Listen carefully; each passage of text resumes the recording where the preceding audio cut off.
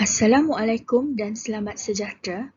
Saya, Safa Nurhalila Hanani binti Abdul Halim, seorang mahasiswi Universiti Utara Malaysia, ingin berkongsi sedikit pengetahuan tentang kolonialisme di Malaysia. Kolonialisme merujuk kepada sebuah istilah terhadap sistem yang membawa kepada pengembangan kekuasaan sebuah negara ke atas wilayah dan manusia serta masyarakat di luar kawasan negaranya. Negara kolonial mengembangkan empayanya dengan mencari negara dengan tujuan untuk mendominasi ekonomi dari sumber tenaga kerja, nilai perdagangan dan pasaran kawasan tersebut selain daripada faktor muka bumi dan kekayaan sumber asli serta bahan mentah. Istilah ini juga merujuk kepada suatu kumpulan keyakinan yang digunakan untuk mempromosikan sistem ini, terutama kepercayaan bahawa ajaran dari pihak kolonial lebih hebat daripada pihak yang dijajah. Penyokong dari sistem berpendapat bahawa kolonial dapat menguntungkan negara yang dijajah dengan mengembangkan infrastruktur ekonomi dan politik yang diperlukan untuk pemodenan dan demokrasi. Tanah Melayu telah dijajah selama 446 tahun oleh 4 buah kuasa asing iaitu Portugis, Belanda, British dan Jepun.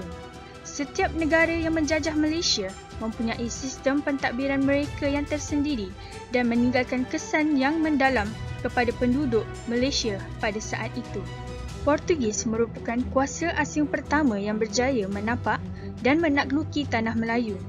Portugis telah menakluki Tanah Melayu selama 130 tahun bermula tahun 1511 sehingga 1641. Portugis pada awalnya hanya berjaya menawan Melaka dan pelabuhannya sahaja. Pada ketika itu, Sultan Mahmud dan puteranya, Raja Ahmad, mengundur diri dan menyambung Kesultanan Melayu ke negeri-negeri lain. Viceroy iaitu Alfonso de Albuquerque dilantik untuk menyusun sistem pentadbiran Portugis di Melaka. Beliau juga telah membina Kota Formosa untuk melindungi Melaka daripada serangan Sultan Mahmud. Portugis di Melaka pada ketika itu mengamalkan sistem pemerintahan berbentuk ketenteraan yang diketuai oleh Kapten Kota. Dalam pentadbiran, Kapten Kota dan timbalannya dibantu oleh Majlis Penasihat. Sepanjang 130 tahun menjajah Tanah Melayu, Portugis telah menjalankan beberapa sistem pentadbiran. Antaranya ialah kapal-kapal pedagang diwajibkan membayar cukai 6% hingga 10% dari hasil dagangan mereka. Setiap pedagang perlu mendapatkan pas kebenaran terlebih dahulu sebelum berdagang. Portugis juga memonopoli barang-barang dagangan utama dan akhir sekali, Portugis mengamalkan diskriminasi terhadap pedagang Islam yang datang ke pelabuhan Melaka. Penjajahan Portugis meninggalkan banyak kesan kepada penduduk Tanah Melayu dalam pelbagai sudut. Antara kesannya adalah wujudnya Kerajaan Melayu Riau. Selain itu, Portugis telah memperkenalkan sistem pentadbiran kerajaan di Melaka. Portugis juga telah meninggalkan beberapa tinggalan sejarah seperti bangunan Kota Formosa, Gereja St. Paul dan Portugis Dance. Portugis juga telah memperkenalkan tulisan Rumi kepada masyarakat di Tanah Melayu ini. Belanda menjadi kuasa kedua yang berjaya menjajah Tanah Melayu selepas menumpaskan Portugis pada tahun 1641. Belanda berada di Tanah Melayu selama 183 tahun sehingga tahun 1824. Belanda tiba di Tanah Melayu pada tahun 1559 dengan matlamat utama untuk mendapatkan rempah ratus, buah pala dan kayu cengkeh. Akan tetapi, kepesatan perdagangan telah mendorong pedagang-pedagang Belanda bergabung membentuk Syarikat Bersatu Hindia Timur atau VOC pada tarikh 20 Mac 1602 yang berpusat di Betawi, Jakarta. Pada tahun 1641, Belanda telah menyerang Portugis di Melaka dengan bantuan Kerajaan Melayu Johor dan berjaya menaklukinya. Pada tahun 1619, Belanda berjaya menguasai Betawi di Pulau Jawa, di mana Betawi menjadi pelabuhan alternatif kepada para pedagang dari seluruh dunia. Belanda telah beberapa kali melancarkan serangan ke atas Melaka bagi memastikan penguasaan Portugis di Asia Tenggara lenyap sama sekali sebelum akhirnya berjaya menjajah Tanah Melayu.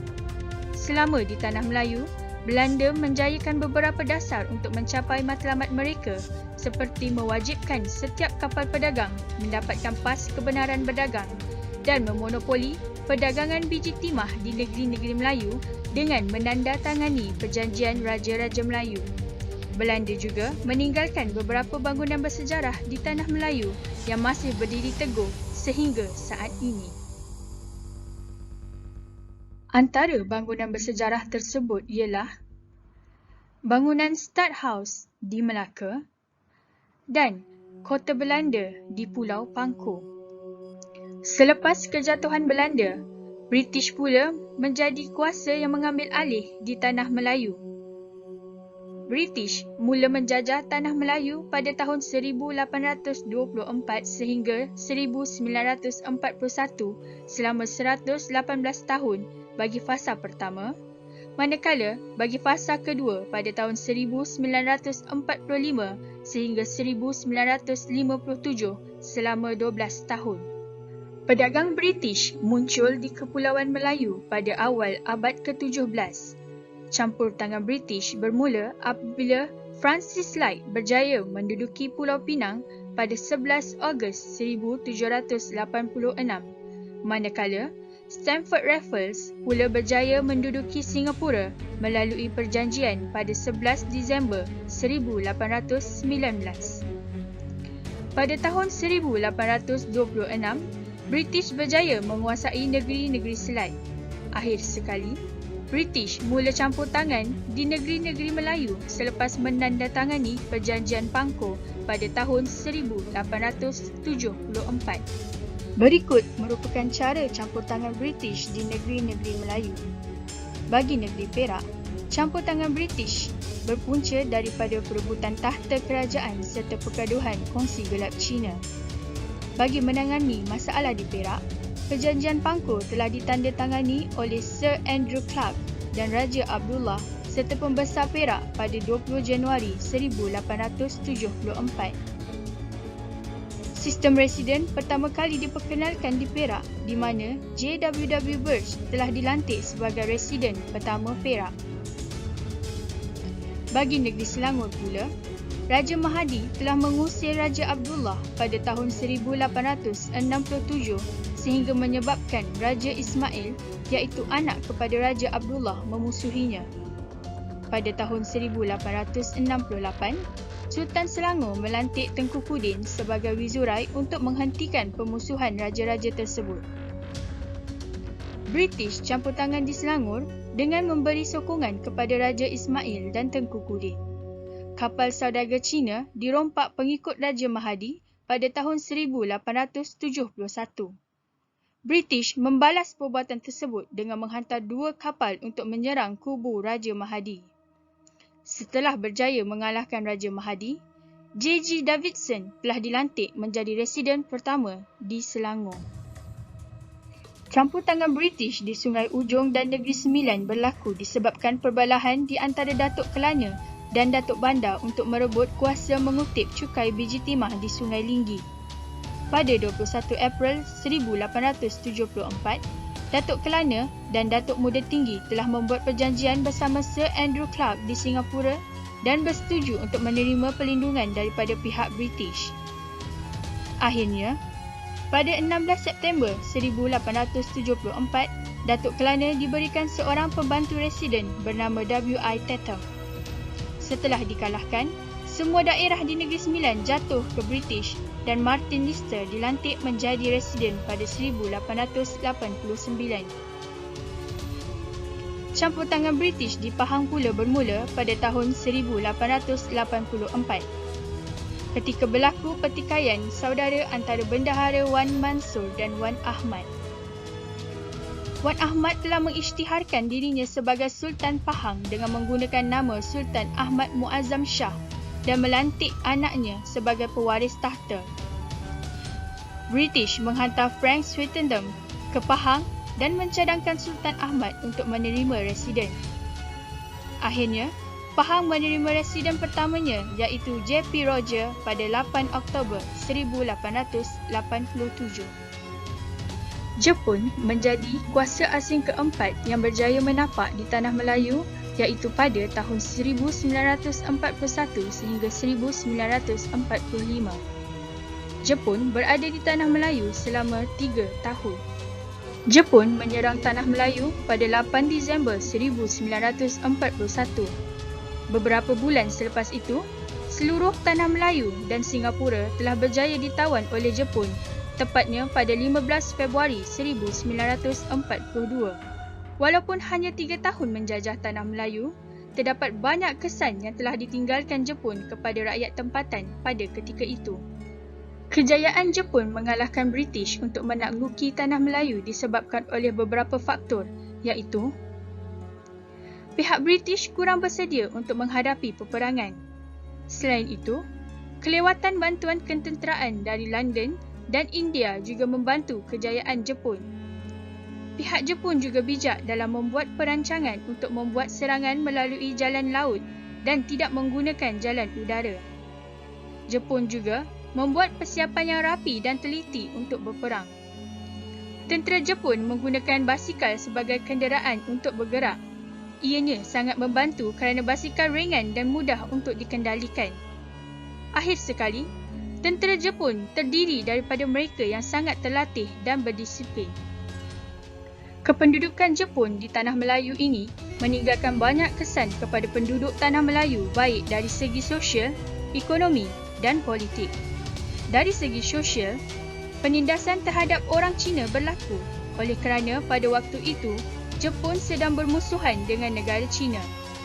Lebih-lebih lagi, masyarakat Cina di Tanah Melayu masih lagi berhubung dengan negara China. Selain itu, pemuda Tanah Melayu dipaksa menjadi buruh untuk membina landasan kereta api maut yang menghubungkan negara Thailand dan Burma. Ramai dari kalangan pekerja tersebut telah mati akibat serangan penyakit dan kebuluran semasa menjalankan pekerjaan tersebut. Negara juga pada ketika itu mengalami masalah kekurangan beras ekoran sistem perdagangan antarabangsa yang kacau bilau. Kekurangan sumber beras menyebabkan masyarakat Tanah Melayu bergantung pada sumber makanan yang lain iaitu ubi kayu. Dari segi ekonomi pula, perusahaan biji timah dan getah yang berkembang pesat kian merosot dan hampir ditutup ekoran daripada kerosakan dan kemusnahan yang berlaku pada Lombong, Ladang dan Kilang. Kerosakan ini disebabkan oleh serangan Jepun untuk menakluki Tanah Melayu. Selain itu, banyak barang keperluan utama tidak dapat diperolehi seperti tekstil dan ubat-ubatan. Hal ini menyebabkan barang-barang menjadi mahal dan tidak mampu dimiliki oleh orang ramai. Nilai mata wang juga jatuh dengan pesat dan teruk. Mata wang daun pisang yang diperkenalkan oleh Jepun adalah tidak bernilai kerana percetakan yang tidak terkawal. Akhir sekali, dari segi politik, pendudukan Jepun berjaya memberi kesedaran kepada masyarakat tempatan untuk mencapai kemerdekaan. Hal ini kerana Jepun menggunakan propaganda Asia untuk orang Asia. Pendudukan Jepun telah melahirkan semangat nasionalisme dalam kalangan masyarakat tempatan. Kaum Cina juga giat menyertai Parti Komunis Malaya kerana parti ini jelas menentang Jepun. Sepanjang kependudukan Jepun di Tanah Melayu, orang Melayu mendapat banyak pengalaman dalam mentadbir negara sehingga membuat orang Melayu yakin untuk mentadbir negara sendiri. Kolonialisme negara asing seperti Portugis, Belanda, British dan Jepun meninggalkan kesan besar terhadap penduduk Malaysia dalam aspek sosial, ekonomi, politik, sistem pendidikan dan lain-lain. Kegetiran hidup yang dirasai oleh penduduk Tanah Melayu ketika zaman penjajahan harus dihayati supaya kejadian tersebut tidak berulang dan rakyat Malaysia dapat terus menjalani kehidupan dengan tenang tanpa campur tangan kuasa asing. Diharap perkongsian ini dapat memberi manfaat kepada anda yang mendengar. Sekian, terima kasih.